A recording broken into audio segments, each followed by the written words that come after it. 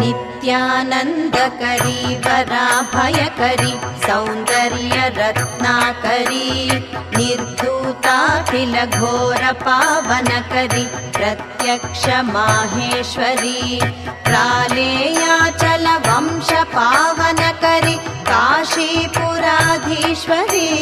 भिक्षां देहि कृपावलम्बनकरी मातान्नपूर्णेश्वरी नानारत्नविचित्रभूषणकरी हेमाम्बराडम्बरी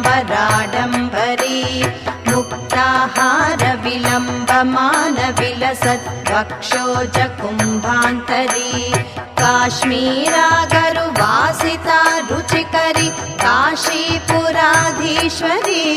भिक्षां देहि कृपावलम्बनकरी मातान्नपूर्णेश्वरी।